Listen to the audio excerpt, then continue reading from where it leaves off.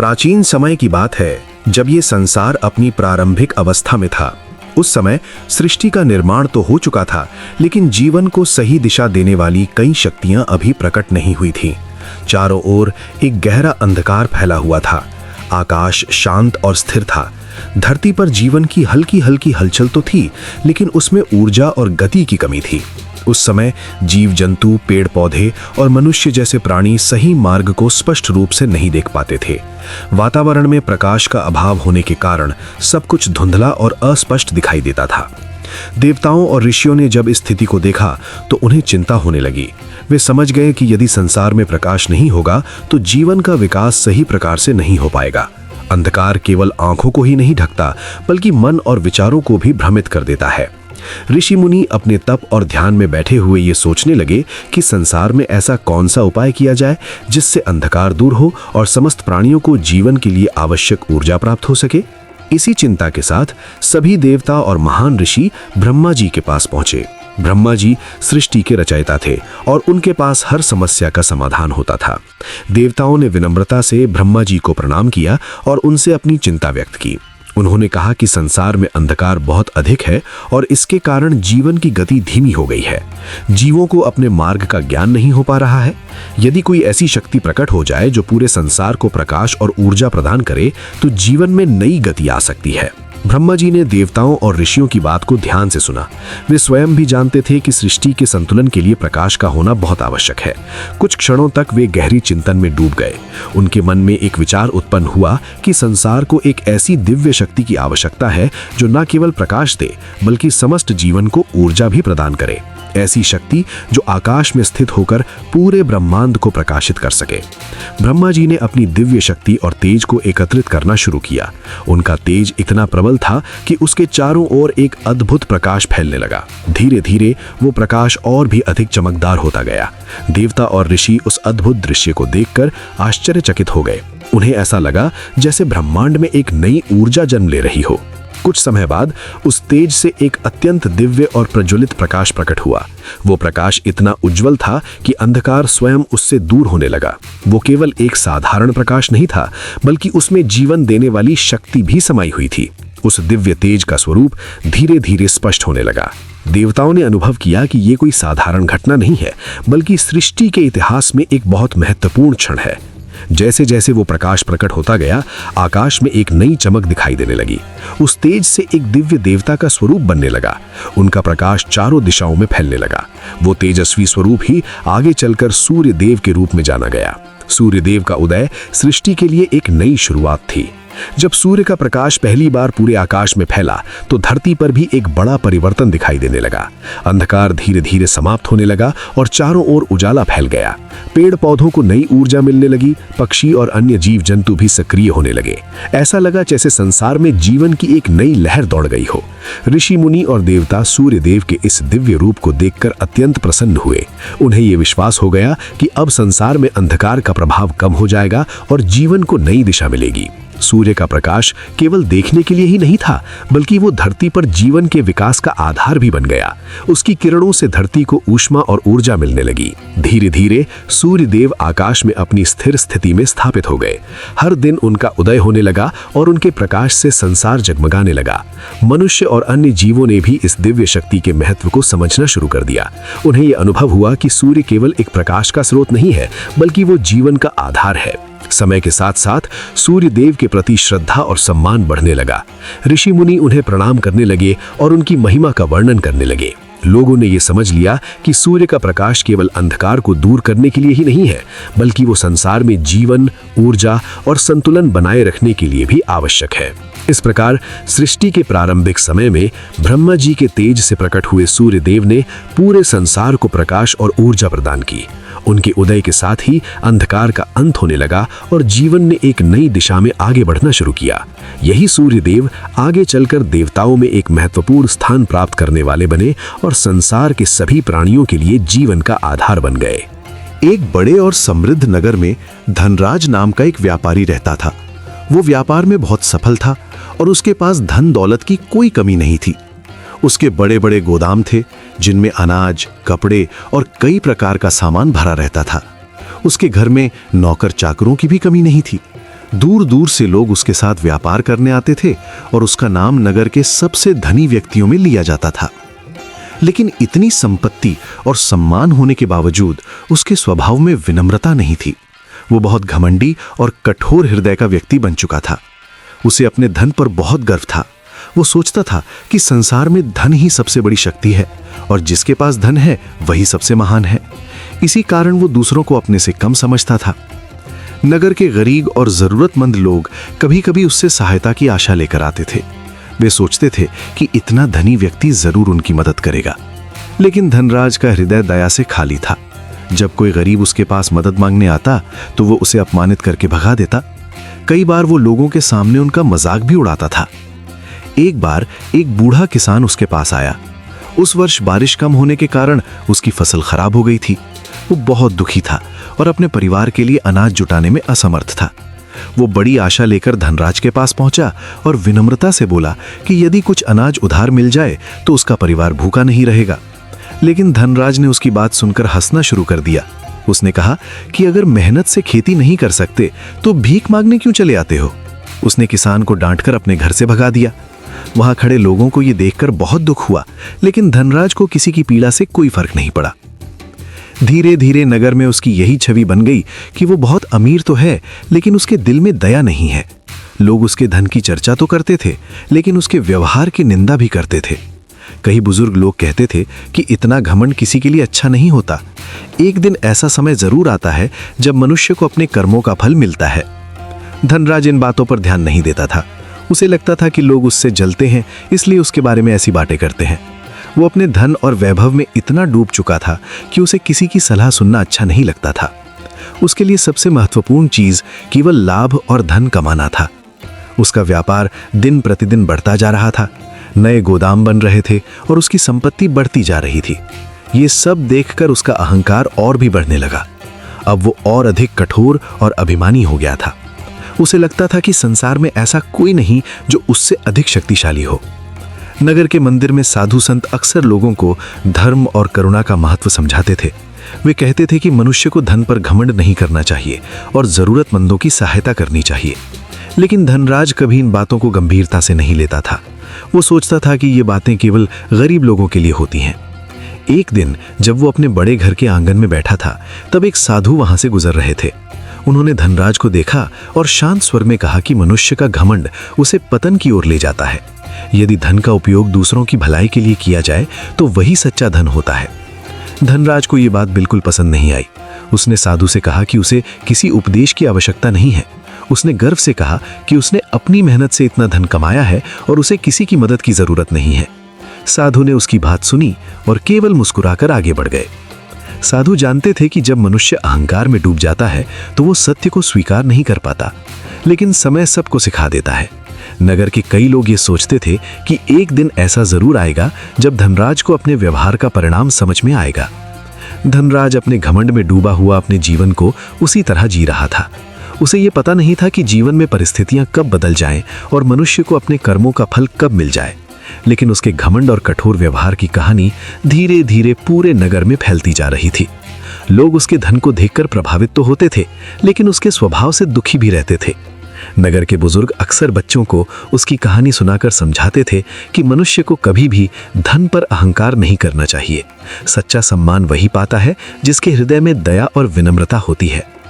इस प्रकार धनराज का जीवन बाहरी रूप से बहुत समृद्ध था, लेकिन उसके भीतर करुणा और विनम्रता की कमी थी। यही घमंड आगे चलकर उसके जीवन में एक बड़ी परीक्षा का कारण बनने वाला था। समय धीरे धीरे उस घटना की ओर बढ़ रहा था जो उसे जीवन का सबसे बड़ा सबक सिखाने वाली थी। नगर में रहने वाला धनराज अपने धन और वैभव के कारण बहुत प्रसिद्ध था, लेकिन उसके स्वभाव की कठोरता भी लोगों में उतनी ही चर्चा का विषय थी। वो धन के अहंकार में इतना डूब चुका था कि उसे दूसरों के दुख और परेशानी का कोई मूल्य नहीं लगता था।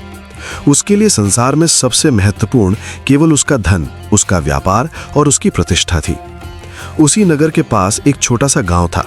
उस गांव में गोपाल नाम का एक गरीब किसान रहता था। गोपाल मेहनती और ईमानदार व्यक्ति था। वो अपनी छोटी सी जमीन पर खेती करके अपने परिवार का पालन पोषण करता था। उसकी पत्नी और 2 छोटे बच्चे थे।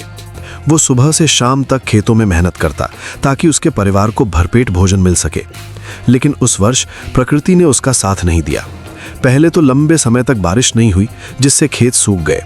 फिर अचानक तेज बारिश और आंधी आई, जिसने उसकी बची खुची फसल भी बर्बाद कर दी। गोपाल की सारी मेहनत मिट्टी में मिल गई।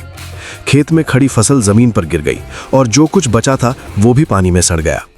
जब गोपाल ने अपने उजड़े हुए खेत को देखा तो उसका दिल टूट गया। वो समझ नहीं पा रहा था कि अब अपने परिवार का पेट कैसे भरेगा। घर में अनाज लगभग खत्म हो चुका था। उसकी पत्नी और बच्चे चिंतित थे। उनके चेहरों पर चिंता साफ दिखाई दे रही थी।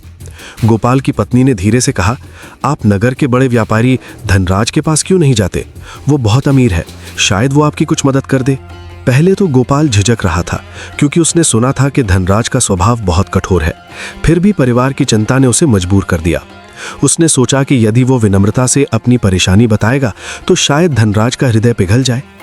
अगली सुबह गोपाल साधारण कपड़े पहनकर नगर की ओर चल पड़ा। उसके मन में उम्मीद और डर दोनों थे। वो धीरे धीरे चलता हुआ धनराज की बड़ी हवेली के सामने पहुंच गया। हवेली बहुत भव्य थी। वहां कई नौकर चाकर काम कर रहे थे और अंदर बाहर लोगों की आवाजाही लगी रहती थी। गोपाल ने हिम्मत करके अंदर जाने की अनुमति मांगी। कुछ देर इंतजार करने के बाद उसे धनराज के सामने ले जाया गया। उस समय धनराज अपने व्यापार के हिसाब किताब में व्यस्त था। उसके सामने सोने चांदी के बर्तन और कीमती वस्तुएं रखी थीं।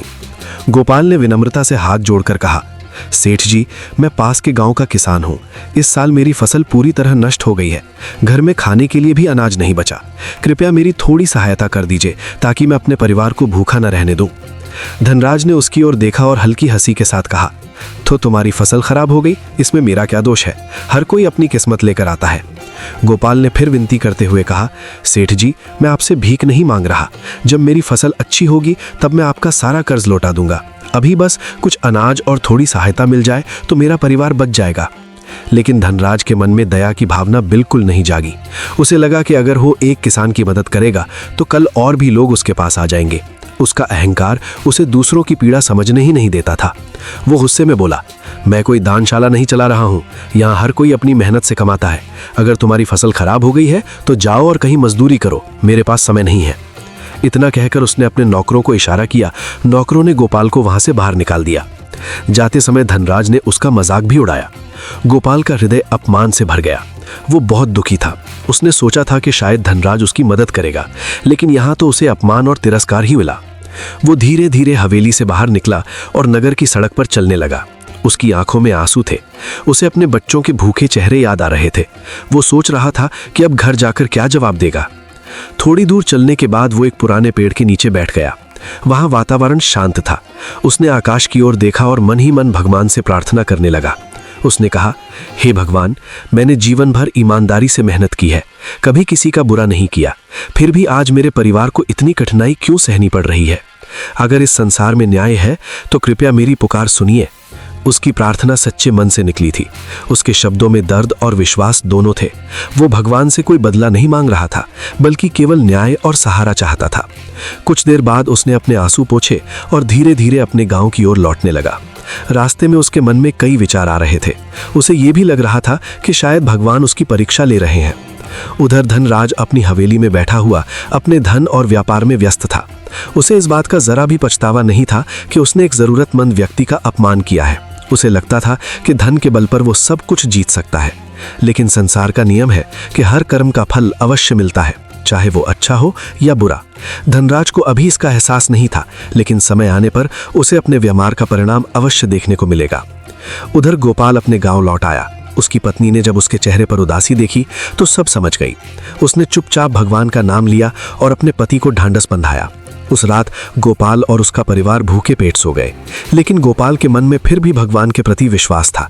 उसे भरोसा था कि सच्चे मन से की गई प्रार्थना कभी व्यर्थ नहीं जाती। इसी विश्वास के साथ उसने आंखें बंद की। उसे नहीं पता था कि उसकी ये पुकार जल्द ही ऐसी घटनाओं की शुरुआत करेंगी जो धनराज के जीवन को पूरी तरह बदल देंगी। समय धीरे धीरे बीतता गया और धनराज का स्वभाव पहले से भी अधिक कठोर और घमंडी हो गया। पहले वो केवल गरीबों की मदद करने से बचता था, लेकिन अब उसने अपने व्यापार में भी गलत रास्ता अपनाना शुरू कर दिया था। उसे लगने लगा था कि धन कमाने के लिए किसी भी तरीके का इस्तेमाल किया जा सकता है। उसके मन में ये विचार बैठ गया था कि इस संसार में वही सफल है जो दूसरों से ज्यादा चालाक हो। धनराज की दुकान शहर की सबसे बड़ी दुकानों में गिनी जाती थी। दूर दूर से लोग उसके पास अनाज, मसाले और अन्य सामान खरीदने आते थे। लोग उस पर भरोसा करते थे क्योंकि पहले उसका व्यापार ईमानदारी से चलता था। लेकिन अब धनराज के मन में लालच घर कर चुका था। उसने धीरे धीरे अपने व्यापार में बेईमानी शुरू कर दी। जब भी कोई ग्राहक उसकी दुकान पर सामान लेने आता, वो तराजू में कम तौलता। बाहर से देखने पर सब कुछ सही लगता, लेकिन असल में वो ग्राहकों को कम सामान देता था। कई बार वो पुराने और खराब अनाज को अच्छे अनाज के साथ मिलाकर बेच देता था। ग्राहक समझ नहीं पाते थे और उसे अच्छा व्यापारी समझकर पैसे दे देते थे। गरीब लोग जब उसकी दुकान पर आते तो वो उनसे ज्यादा कीमत वसूलता। उन्हें मजबूरी में वही सामान लेना पड़ता क्योंकि शहर में दूसरी दुकानों पर उतना सामान नहीं मिलता था। कई बार कोई गरीब व्यक्ति उससे थोड़ी रियायत की मांग करता, लेकिन धनराज उसकी बात सुनने के बजाय उसे डांट देता। वो कहता कि व्यापार में दया नहीं होती, केवल लाभ होता है। धीरे धीरे धनराज की बेईमानी बढ़ती चली गई। उसे इस बात की बिल्कुल चिंता नहीं थी कि उसके कारण कितने लोगों को नुकसान हो रहा है। उसके लिए सबसे महत्वपूर्ण केवल पैसा था। जब भी दिन के अंत में वो अपने संदूक में भरे हुए सिक्कों को देखता तो उसे बहुत गर्व महसूस होता। उसे लगता कि उसकी चालाकी और बुद्धि के कारण ही वो इतना धन कमा रहा है। धनराज के कुछ पुराने मित्र उसे कई बार समझाने की कोशिश करते थे। वे कहते कि गलत तरीके से कमाया हुआ धन कभी सुख नहीं देता, लेकिन धनराज उनकी बातों को हंसी में उड़ा देता। वो कहता कि दुनिया में वही व्यक्ति आगे बढ़ता है जो दूसरों से ज्यादा होशियार हो। एक दिन उसका एक पुराना मित्र उसकी दुकान पर आया। उसने देखा कि धनराज ग्राहकों को कम तौलकर सामान दे रहा है। ये देखकर उसे बहुत दुख हुआ। उसने धनराज से कहा कि उसे ऐसा नहीं करना चाहिए। उसने समझाया कि ईमानदारी ही सच्चे व्यापार की पहचान होती है, लेकिन धनराज को उसकी बात बिल्कुल पसंद नहीं आई। उसने अपने मित्र से कहा कि अगर उसे उसका तरीका पसंद नहीं है तो वो उसकी दुकान पर ना आए। मित्र चुपचाप वहां से चला गया, लेकिन उसके मन में दुख था। उसे लगा कि धनराज अब पूरी तरह बदल चुका है। पहले वो इतना कठोर और स्वार्थी नहीं था, अब उसके मन में केवल लालच और अहंकार ही रह गया था। धनराज को इन बातों से कोई फर्क नहीं पड़ा। वो हर दिन पहले से ज्यादा चालाकी से व्यापार करने लगा। उसने अपने नौकरों को भी यही सिखाया कि ग्राहकों से ज्यादा पैसा कैसे लिया जाए। उसके नौकर भी मालिक के डर से वही करने लगे जो वो कहता था। धीरे धीरे शहर में कुछ लोगों को उसके व्यवहार पर शक होने लगा। कई ग्राहकों को महसूस हुआ कि उन्हें पूरा सामान नहीं मिल रहा है, लेकिन धनराज इतना चालाक था कि कोई भी उसकी बेईमानी को साफ साफ साबित नहीं कर पाता था। इसलिए लोग केवल आपस में बातें करते थे पर खुलकर कुछ कह नहीं पाते थे। धनराज को लगता था कि उसकी चालाकी कभी पकड़ी नहीं जाएगी। वो अपने आप को बहुत बुद्धिमान समझने लगा था। उसके मन में ये अहंकार आ गया था कि कोई भी उसे धोखा देते हुए पकड़ नहीं सकता। उसका लालच दिन प्रतिदिन बढ़ता ही जा रहा था। वो सोचता था कि अगर वो इसी तरह व्यापार करता रहा तो बहुत जल्दी शहर का सबसे धनी व्यापारी बन जाएगा। उसके लिए अब धन ही सबसे बड़ा लक्ष्य बन चुका था। लेकिन वो ये नहीं समझ पा रहा था कि गलत रास्ते पर चलकर कमाया गया धन कभी स्थायी सुख नहीं देता। उसके आसपास के लोग धीरे धीरे उससे दूर होने लगे थे। लोग उसके सामने तो कुछ नहीं कहते थे, लेकिन उसके बारे में अच्छी राय भी नहीं रखते थे। फिर भी धनराज को इन बातों की कोई चिंता नहीं थी। वो अपने अहंकार और लालच में इतना डूब चुका था कि उसे सही और गलत का अंतर दिखाई ही नहीं दे रहा था। उसे लगता था कि उसकी चालाकी और धन की ताकत उसे हर परेशानी से बचा लेगी, लेकिन उसे ये नहीं पता था कि हर गलत कर्म का परिणाम एक दिन अवश्य सामने आता है। समय चुपचाप सब कुछ देख रहा था और उसी समय उसके जीवन में एक नई परीक्षा की शुरुआत भी धीरे धीरे होने वाली थी। समय के साथ धनराज के जीवन में बहुत कुछ बदल गया, लेकिन उसके स्वभाव में कोई परिवर्तन नहीं आया। वो पहले से भी अधिक कठोर और स्वार्थी हो गया था। उसके मन में ये विश्वास गहरा होता जा रहा था कि धन ही सबसे बड़ी शक्ति है और जिसके पास धन है वही सब कुछ कर सकता है। इसी सोच के कारण वो अपने आसपास के लोगों की भावनाओं और दुखों को बिल्कुल महत्व नहीं देता था। धीरे धीरे उसके बुरे कर्मों का बीज बोया जा चुका था। नगर के लोग उसके व्यवहार से दुखी रहने लगे थे। कई लोग उसके पास व्यापार करने आते, लेकिन अक्सर उन्हें नुकसान ही उठाना पड़ता। कोई किसान अनाज बेचने आता तो उसे कम दाम मिलता, कोई गरीब उधार मांगता तो उसे अपमान सहना पड़ता। कई बार लोग मजबूरी में उसकी शर्तें मान लेते, लेकिन उनके मन में पीड़ा और नाराजगी भर जाती। धनराज को इन बातों की बिल्कुल चिंता नहीं थी। वो सोचता था कि लोग उसके बिना रह ही नहीं सकते, इसलिए चाहे वो जैसा भी व्यवहार करे, अंत में लोग उसी के पास आएंगे। उसका ये घमंड हर दिन बढ़ता जा रहा था। वो अपने कर्मचारियों से भी कठोरता से पेश आता था। छोटी सी गलती पर भी वो उन्हें डांट देता या उनका मेहनताना काट लेता। धीरे धीरे नगर में उसकी एक अलग ही पहचान बन गई। लोग उसे सामने से कुछ नहीं कहते थे, लेकिन मन ही मन उससे दूरी बनाने लगे थे। जब कभी लोग आपस में बातचीत करते तो कई बार उसके अन्यायपूर्ण व्यवहार का जिक्र होता। कुछ लोग कहते कि इतना धन होने के बाद भी उसके मन में दया क्यों नहीं है। कुछ लोग कहते कि एक दिन उसके कर्मों का फल उसे जरूर मिलेगा। कई गरीब परिवार ऐसे भी थे जिनकी कठिनाइयों में धनराज ने कोई मदद नहीं की थी। कुछ लोगों की फसल खराब हो गई थी, कुछ लोग बीमारी से परेशान थे, लेकिन जब वे सहायता के लिए उसके पास पहुंचे तो उन्हें केवल कठोर शब्द ही मिले। वो उनकी स्थिति समझने के बजाय उन्हें कमजोर और असफल कहकर अपमानित कर देता था। इन सब घटनाओं ने धीरे धीरे लोगों के दिल में दुख और निराशा भर दी थी। नगर में कई बुजुर्ग लोग थे जो जीवन के अनुभव से जानते थे कि संसार में हर कर्म का फल अवश्य मिलता है। वे अक्सर कहते थे कि चाहे कोई कितना भी शक्तिशाली क्यों न हो, कर्म का नियम सबसे बड़ा होता है। जो व्यक्ति दूसरों को दुख देता है, उसे भी एक दिन वही दुख महसूस करना पड़ता है। लेकिन धनराज को इन बातों पर विश्वास नहीं था। उसे लगता था कि ये सब केवल कहने की बातें हैं। वो अपने धन और प्रभाव पर इतना भरोसा करता था कि उसे भविष्य की किसी भी कठिनाई का डर नहीं था। वो हर दिन अपने व्यापार को बढ़ाने और अधिक लाभ कमाने में ही लगा रहता था। समय बीतता गया और उसके जीवन में धीरे धीरे ऐसे कई छोटे छोटे घटनाक्रम होने लगे जो उसके कर्मों के परिणाम की ओर संकेत कर रहे थे। कभी कोई व्यापारी उससे नाराज होकर व्यापार बंद कर देता, तो कभी कोई ग्राहक उसके व्यवहार से आहत होकर दूसरी जगह चला जाता। लेकिन धनराज इन संकेतों को भी गंभीरता से नहीं लेता था। वो हर घटना को संयोग मानकर नजरअंदाज कर देता। उसे लगता था कि ये सब अस्थायी है और उसका व्यापार हमेशा की तरह चलता रहेगा। लेकिन सच ये था कि उसके बुरे कर्मों का बीज अब जमीन में गहराई तक जा चुका था। जैसे खेत में बोया गया बीज समय आने पर अंकुरित होता है, वैसे ही उसके कर्म भी धीरे धीरे फल देने की तैयारी कर रहे थे। नगर के एक वृद्ध साधु ने एक बार उसे समझाने की कोशिश भी की।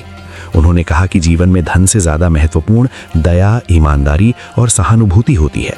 अगर कोई व्यक्ति केवल अपने लाभ के बारे में सोचता है और दूसरों के दुख को नजरअंदाज करता है, तो उसका जीवन अंततः कठिनाइयों से भर जाता है। लेकिन धनराज ने उस साधु की बात को भी गंभीरता से नहीं लिया।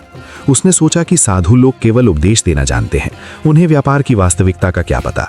वो अपनी सोच में इतना डूबा हुआ था कि उसे ये समझ ही नहीं आ रहा था कि उसके कर्म किस दिशा में जा रहे हैं। धीरे धीरे ये बात स्पष्ट होने लगी कि उसके द्वारा किए गए अन्याय केवल लोगों को ही नहीं, बल्कि उसके अपने जीवन को भी प्रभावित करने वाले हैं। हर अन्याय, हर कठोर शब्द और हर स्वार्थी निर्णय एक बीज की तरह था जो भविष्य में किसी न किसी रूप में वापस आने वाला था। संसार का नियम बहुत सरल है। जो व्यक्ति दूसरों के लिए कांटे बोता है, उसे भी एक दिन उन्हीं कांटों पर चलना पड़ता है। धनराज ने अपने जीवन में ऐसे ही कई कांटे बो दिए थे। अभी उसे इसका एहसास नहीं था, लेकिन समय धीरे धीरे उसे उस सच्चाई के करीब ले जा रहा था। इस प्रकार धनराज के जीवन में कर्म का बीज बोया जा चुका था। ये बीज अभी दिखाई नहीं दे रहा था, लेकिन उसकी जड़ें धीरे धीरे मजबूत हो रही थीं। भविष्य में यही बीज एक ऐसी परिस्थिति बनकर सामने आने वाला था जो उसके जीवन की दिशा बदल देगी। कहानी का ये चरण हमें ये समझाता है कि कर्म कभी भी व्यर्थ नहीं जाते। हर अच्छा और बुरा कर्म अपने साथ एक परिणाम लेकर आता है, चाहे वो परिणाम तुरंत दिखाई दे या कुछ समय बाद, लेकिन उससे बच पाना किसी के लिए संभव नहीं होता। इसी सत्य के साथ धनराज का जीवन आगे बढ़ रहा था और समय उसके कर्मों का फल सामने लाने की तैयारी कर रहा था। अगले चरण में यह स्पष्ट होने वाला था कि कर्म का नियम किस प्रकार धीरे धीरे अपना प्रभाव दिखाता है। समय का चक्र कभी एक जैसा नहीं रहता। जो व्यक्ति आज सुख और समृद्धि में रहता है, वो कल कठिनाइयों का सामना भी कर सकता है। यही बात धीरे धीरे धनराज के जीवन में भी होने लगी। जो व्यापारी कभी अपने धन और चालाकी पर बहुत गर्व करता था, उसके जीवन में अब संकट की शुरुआत हो चुकी थी। एक दिन अचानक उसके बड़े गोदाम में आग लग गई। आग इतनी भयंकर थी कि देखते ही देखते उसमें रखा बहुत सारा माल जलकर राख हो गया। लोग इकट्ठा होकर आग बुझाने की कोशिश करते रहे, लेकिन तब तक बहुत देर हो चुकी थी। धनराज का भारी नुकसान हो गया। जिस माल को बेचकर वो बहुत लाभ कमाने की सोच रहा था, वो सब एक ही रात में नष्ट हो गया। जब उसे इस घटना का समाचार मिला तो वो बहुत घबरा गया। उसके चेहरे पर पहली बार चिंता दिखाई देने लगी। वो तुरंत गोदाम की ओर दौड़ा और वहां जाकर देखा कि चारों तरफ धुआं और राख ही बची थी। उसका मन दुख और बेचैनी से भर गया। उसे समझ नहीं आ रहा था कि ये सब अचानक कैसे हो गया। धनराज ने अपने कर्मचारियों से पूछा कि आग कैसे लगी, लेकिन कोई स्पष्ट उत्तर नहीं दे पाया। कुछ लोगों ने कहा कि शायद किसी दीपक से आग फैल गई होगी, तो कुछ ने कहा कि ये एक दुर्घटना हो सकती है। कारण चाहे जो भी रहा हो, लेकिन नुकसान बहुत बड़ा था। इस घटना के बाद धनराज का व्यापार धीरे धीरे कमजोर होने लगा। पहले जहां उसका व्यापार बहुत तेजी से बढ़ रहा था, वहीं अब हर दिन कोई ना कोई परेशानी सामने आने लगी। जिन व्यापारियों से वो माल खरीदता था, वे भी अब उस पर विश्वास कम करने लगे थे। धीरे धीरे उसकी आमदनी घटने लगी। बाजार में उसकी प्रतिष्ठा भी कम होने लगी। पहले लोग उससे डरते थे और उसकी बात मानते थे, लेकिन अब लोग उसके बारे में अलग अलग बातें करने लगे थे। कुछ लोग कहते थे कि शायद उसके बुरे कर्मों का परिणाम अब सामने आ रहा है। धनराज के लिए ये सब बहुत कठिन था। उसे समझ नहीं आ रहा था कि उसकी स्थिति इतनी जल्दी कैसे बदल गई। जो व्यक्ति हमेशा दूसरों को कमजोर समझता था, वही अब खुद को असहाय महसूस करने लगा था। उसके घर का माहौल भी बदलने लगा। पहले जहां उसके घर में खुशियां और ऐशो आराम था, वहीं अब चिंता और बेचैनी का वातावरण रहने लगा। उसके परिवार के लोग भी उसकी परेशानी देखकर दुखी रहते थे। धनराज कई बार बैठकर सोचता कि आखिर उसकी किस्मत अचानक इतनी खराब क्यों हो गई, लेकिन उसे यह समझ में नहीं आता था कि जीवन में केवल धन और चतुराई ही सब कुछ नहीं होती। इंसान के कर्म भी उसके भविष्य को प्रभावित करते हैं। धीरे धीरे उसके पास जो धन जमा था, वो भी खर्च होने लगा। नुकसान की भरपाई करने के लिए उसे अपने कुछ सामान और संपत्ति भी बेचनी पड़ी। ये सब देखकर वो भीतर से बहुत दुखी होने लगा। जिस व्यक्ति को अपने धन पर बहुत घमंड था, वही अब परिस्थितियों के सामने कमजोर पड़ने लगा था। उसके मन में चिंता और डर बढ़ने लगा। उसे लगने लगा कि शायद उसके जीवन में कठिन समय आ गया है। लोग भी अब उसके पास कम आने लगे थे। पहले उसके आसपास हमेशा भीड़ रहती थी, लेकिन अब बहुत कम लोग उससे मिलने आते थे। जिन लोगों के साथ उसने कभी कठोर व्यवहार किया था, वे भी उससे दूरी बनाए रखते थे। समय के साथ साथ धनराज को यह एहसास होने लगा कि जीवन में घमंड और कठोरता का परिणाम अच्छा नहीं होता। लेकिन अभी उसके जीवन की कठिनाइयों की शुरुआत ही हुई थी।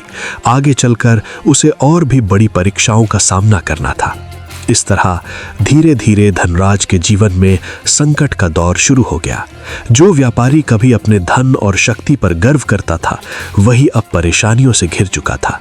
समय ने उसे ये दिखाना शुरू कर दिया था कि संसार में कोई भी चीज हमेशा एक जैसी नहीं रहती। धनराज के जीवन का ये दौर उसके लिए एक बड़ी परीक्षा बनने वाला था। आने वाले समय में उसे अपने कर्मों का फल समझने और जीवन की सच्चाई को जानने का अवसर मिलने वाला था। धनराज के जीवन में संकट आने के बाद सब कुछ धीरे धीरे बदलने लगा। कभी उसका घर लोगों की आवाजों से भरा रहता था। व्यापारी, ग्राहक और जान पहचान वाले लोग उसके दरवाजे पर आते जाते रहते थे। लेकिन अब वही घर शांत और सूना लगने लगा था।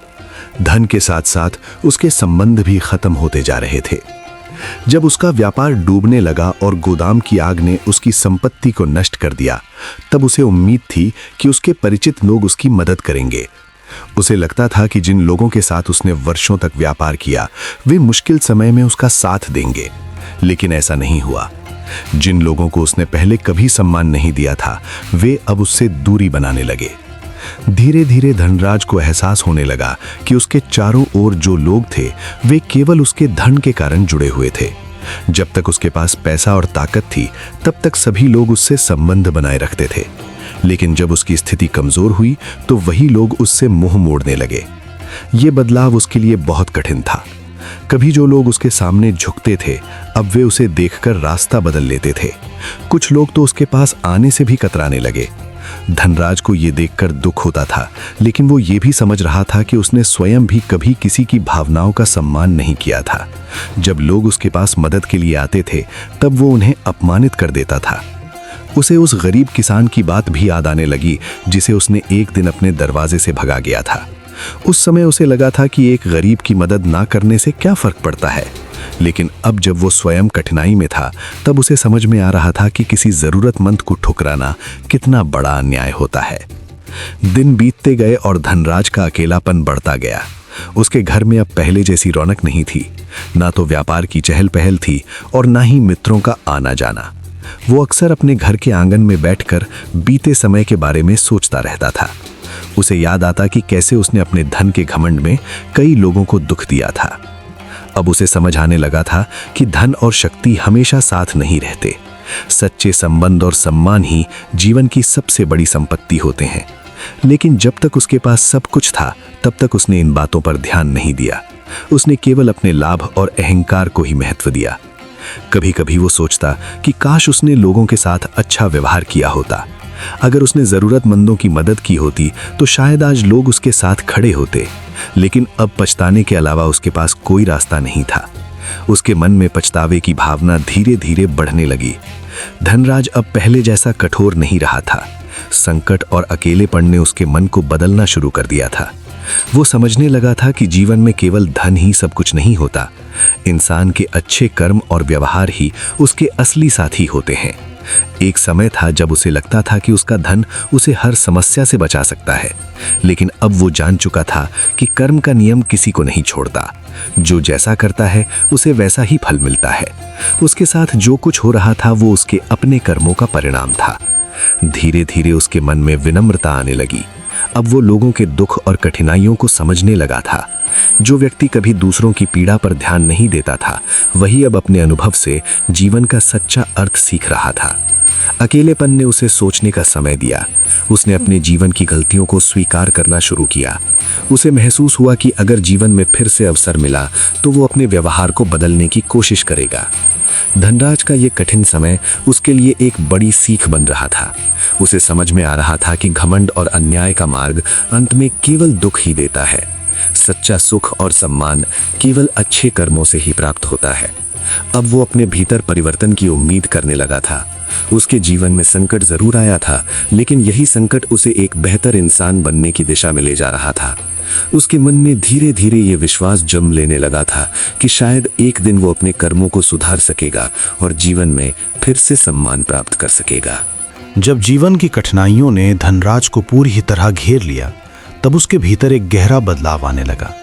जो व्यक्ति कभी अपने धन और शक्ति पर गर्व करता था, वही अब अपने जीवन की सच्चाई को समझने लगा। उसके व्यापार का अधिकांश हिस्सा खत्म हो चुका था। घर में पहले जैसी रौनक नहीं रही थी। जिन लोगों की भीड़ कभी उसके दरवाजे पर लगी रहती थी, वे अब कहीं दिखाई नहीं देते थे। इस अकेलेपन और कठिन समय में धनराज को अपने बीते हुए दिनों की याद आने लगी। वो सोचने लगा कि उसने अपने जीवन में कितनी गलतियां की हैं। उसे याद आया कि जब वो अमीर और सफल था, तब कितने लोग उसकी मदद के लिए उसके पास आए थे।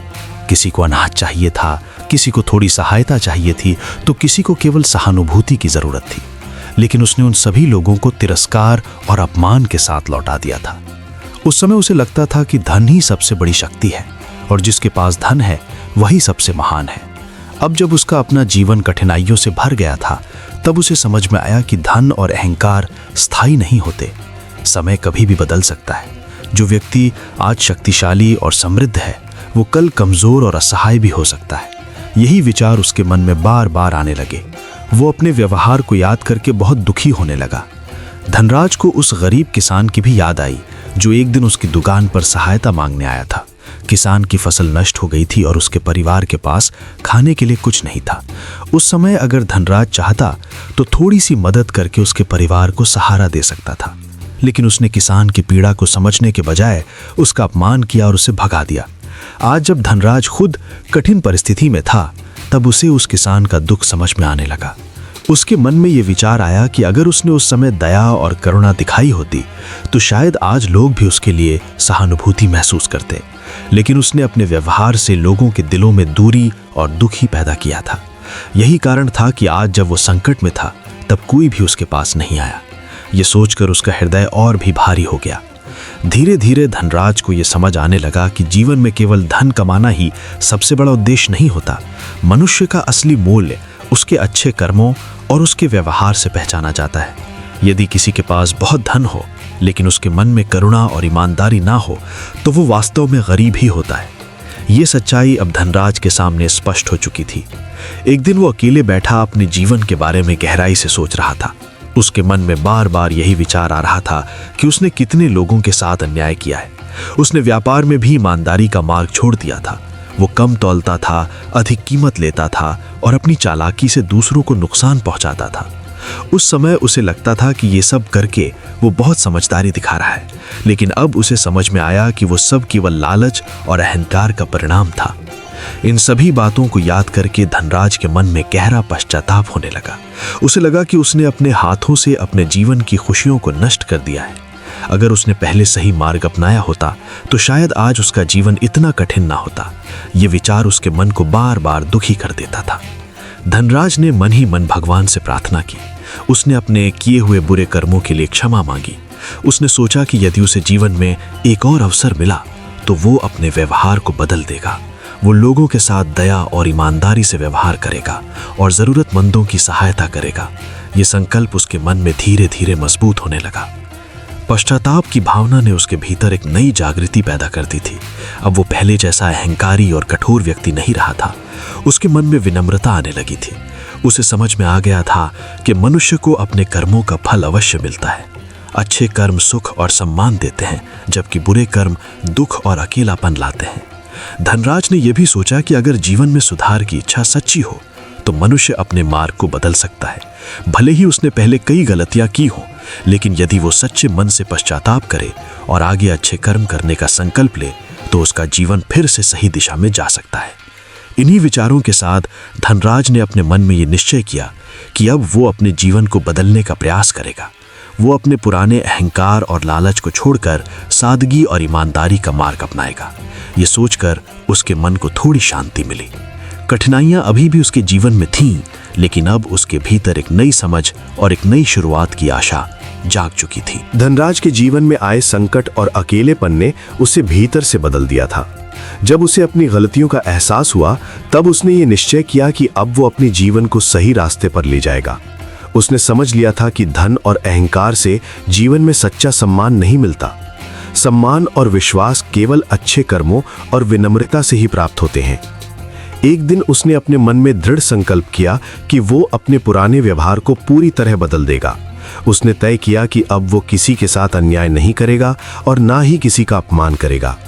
उसने अपने मन में ये भी सोचा कि जिन लोगों को उसने पहले दुख पहुंचाया है उनसे वो क्षमा मांगेगा और जहां तक संभव होगा उनकी मदद करेगा। सबसे पहले वो उन लोगों के पास गया जिनके साथ उसने पहले गलत व्यवहार किया था। उसने विनम्रता से उनसे माफी मांगी और अपनी गलती स्वीकार की। कई लोग उसके इस व्यवहार से आश्चर्यचकित थे, क्योंकि उन्होंने पहले कभी धनराज को इतना विनम्र नहीं देखा था। कुछ लोगों को उस पर तुरंत विश्वास नहीं हुआ, लेकिन उन्होंने देखा कि इस बार उसकी बातों में सच्चाई है। धनराज ने अपने व्यापार में भी ईमानदारी का रास्ता अपनाया। उसने तय किया कि अब वो कभी भी किसी को धोखा नहीं देगा। वो सही तौल देने लगा, उचित कीमत लेने लगा और अपने ग्राहकों के साथ अच्छा व्यवहार करने लगा। धीरे धीरे लोग उसके इस बदले हुए स्वभाव को समझने लगे। धनराज ने गरीब और जरूरतमंद लोगों की मदद करना भी शुरू कर दिया। जो लोग पहले उसके पास मदद मांगने आते थे और निराश होकर लौट जाते थे, अब वही लोग उसकी सहायता से राहत महसूस करने लगे। धनराज ने यह महसूस किया कि किसी की मदद करने से मन को जो संतोष मिलता है वो किसी भी धन से बड़ा होता है। एक दिन वही गरीब किसान फिर से उसके पास आया जिसे उसने पहले अपमानित करके भगा दिया था। इस बार धनराज ने उसे सम्मान के साथ बैठाया और उसकी पूरी बात ध्यान से सुनी। किसान की कठिनाइयों को समझकर उसने उसे अनाज और कुछ धन भी दिया ताकि वो अपने परिवार का पालन कर सके। किसान उसकी इस मदद से बहुत खुश हुआ और उसने दिल से उसे आशीर्वाद दिया। धनराज को उस दिन बहुत शांति महसूस हुई। उसे लगा कि शायद अब वो अपने पुराने पापों का प्रायश्चित कर रहा है।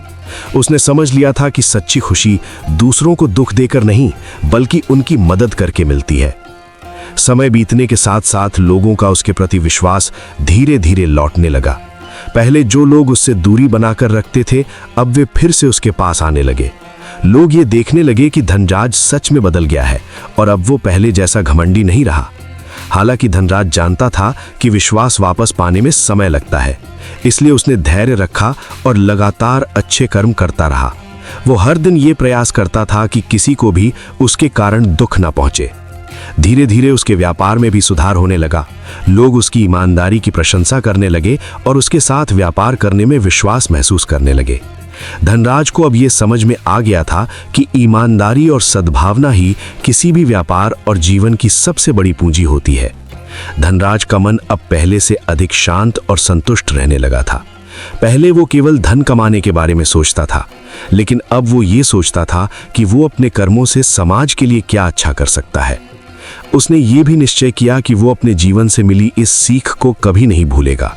उसने अपने मन में ये ठान लिया कि चाहे परिस्थिति कैसी भी हो, वो हमेशा सच्चाई, दया और ईमानदारी के मार्ग पर ही चलेगा। इस प्रकार धनराज ने अपने जीवन को सुधारने का सच्चा प्रयास शुरू किया। उसके बदलते व्यवहार और अच्छे कर्मों ने धीरे धीरे लोगों के दिलों में फिर से उसके लिए सम्मान और विश्वास पैदा कर दिया। ये उसके जीवन की एक नई शुरुआत थी, जिसमें अहंकार की जगह विनम्रता और स्वार्थ की जगह सेवा ने ले ली थी। इस कथा का मुख्य संदेश ये है कि मनुष्य के जीवन में कर्म का बहुत बड़ा महत्व होता है। संसार में हर व्यक्ति अपने कर्मों के आधार पर ही फल प्राप्त करता है। कोई भी व्यक्ति चाहे कितना भी शक्तिशाली, अमीर या बुद्धिमान क्यों ना हो, वो अपने कर्मों के परिणाम से कभी नहीं बच सकता। यही प्रकृति का अटल नियम है। धनराज की कहानी हमें यही समझाती है कि जब मनुष्य अपने धन, शक्ति या सफलता पर घमंड करने लगता है, तब वो धीरे धीरे सही मार्ग से भटकने लगता है। शुरुआत में उसे लगता है कि उसके गलत कार्यों का कोई परिणाम नहीं होगा। उसे ये भ्रम हो जाता है कि वो अपनी चालाकी से सबको धोखा दे सकता है और हमेशा लाभ में रहेगा। लेकिन सच्चाई ये है कि कर्म का नियम बहुत शांत और अदृश्य तरीके से अपना काम करता रहता है। जब धनराज के पास बहुत धन था, तब उसने गरीबों और ज़रूरतमंद लोगों की सहायता नहीं की। इसके विपरीत उसने कई लोगों का अपमान किया, उन्हें ठुकराया और अपने लाभ के लिए दूसरों को नुकसान पहुंचाया। उस समय उसे लगा कि वो बहुत चतुर है और कोई भी उसके गलत कामों को पकड़ नहीं सकता। लेकिन समय के साथ उसके कर्मों का परिणाम सामने आने लगा। धीरे धीरे उसके जीवन में कठिनाइयां आने लगी। व्यापार में नुकसान हुआ, गोदाम में आग लग गई और उसका धन समाप्त होने लगा। जिन लोगों को उसने पहले अपमानित किया था, वही लोग उससे दूर हो गए। जब उसे सहायता की आवश्यकता थी, तब कोई भी उसके साथ खड़ा नहीं हुआ। उस समय उसे ये समझ में आया कि मनुष्य अपने कर्मों से ही अपने जीवन की दिशा तय करता है। धनराज का अकेलापन उसके लिए एक बड़ा सबक बन गया। उसे एहसास हुआ कि यदि उसने पहले लोगों के साथ अच्छा व्यवहार किया होता, उनकी सहायता की होती और ईमानदारी से व्यापार किया होता, तो आज परिस्थिति अलग होती। उसके मन में गहरा पश्चाताप हुआ। उसने सोचा कि धन और अहंकार के कारण उसने अपने जीवन में कितनी बड़ी गलती कर दी। लेकिन इस कहानी का एक सकारात्मक पक्ष भी है। जब धनराज को अपनी गलतियों का एहसास हुआ, तब उसने अपने जीवन को सुधारने का निर्णय लिया। उसने लोगों से माफ़ी मांगी और जहां तक संभव था उनकी सहायता करने लगा। धीरे धीरे लोगों का विश्वास फिर से बनने लगा। ये हमें सिखाता है कि यदि मनुष्य सच्चे मन से पश्चाताप करे और अपने व्यवहार को बदलने का प्रयास करे, तो वो अपने जीवन को बेहतर बना सकता है। इस कथा से ये भी शिक्षा मिलती है कि धन और शक्ति का उपयोग हमेशा अच्छे कार्यों के लिए करना चाहिए। यदि किसी व्यक्ति के पास अधिक साधन है, तो उसे ज़रूरतमंद लोगों की सहायता करनी चाहिए, क्योंकि सच्चा सम्मान और सुख दूसरों की मदद करने से ही मिलता है। मनुष्य के जीवन में विनम्रता और करुणा का बहुत महत्व है। जो व्यक्ति विनम्र रहता है और दूसरों के दुख को समझता है, वो समाज में सम्मान प्राप्त करता है। इसके विपरीत जो व्यक्ति अहंकारी होता है और दूसरों को छोटा समझता है, वो धीरे धीरे अकेला पड़ जाता है। धनराज की कहानी हमें ये भी याद दिलाती है कि जीवन में सफलता स्थायी नहीं होती। आज जो व्यक्ति बहुत अमीर या शक्तिशाली है, वो कल कठिन परिस्थितियों में भी आ सकता है। इसलिए मनुष्य को कभी भी अपने भाग्य या धन पर घमंड नहीं करना चाहिए। उसे हमेशा नम्रता और अच्छे व्यवहार को अपनाना चाहिए। कर्म का नियम बहुत सरल लेकिन गहरा है। जैसा हम करते हैं, वैसा ही हमें लौटकर मिलता है। यदि हम दूसरों के साथ अच्छा व्यवहार करते हैं तो हमें भी जीवन में अच्छा फल मिलता है, लेकिन यदि हम दूसरों को दुख देते हैं या अन्याय करते हैं तो उसका परिणाम भी हमें ही भुगतना पड़ता है। इसलिए हर व्यक्ति को अपने कर्मों के प्रति सजग रहना चाहिए। हमें हमेशा सत्य, ईमानदारी और दया का मार्ग अपनाना चाहिए। दूसरों की सहायता करना, जरूरतमंदों का साथ देना और समाज के लिए अच्छा करना ही सच्चे जीवन का मार्ग है। अंत में इस कथा का सार यही है कि मनुष्य का असली धन उसका चरित्र और उसके अच्छे कर्म होते हैं। धन, शक्ति और प्रतिष्ठा समय के साथ बदल सकते हैं, लेकिन अच्छे कर्म हमेशा मनुष्य को सम्मान और शांति देते हैं। इसलिए हमें हमेशा याद रखना चाहिए कि जीवन में सबसे महत्वपूर्ण हमारे कर्म है। यदि हम अच्छे कर्म करेंगे तो हमारा जीवन भी सुख और संतोष से भर जाएगा, लेकिन यदि हम गलत कर्म करेंगे तो उसका परिणाम भी हमें ही भुगतना पड़ेगा। यही इस पूरी कथा का अंतिम और सबसे महत्वपूर्ण संदेश है कि कर्म का नियम अटल है। संसार में कोई भी व्यक्ति इससे बच नहीं सकता। इसलिए हमेशा अच्छे कर्म करें, विनम्र रहें और दूसरों की सहायता करें, क्योंकि सच यही है कि कर्म किसी को माफ नहीं करता।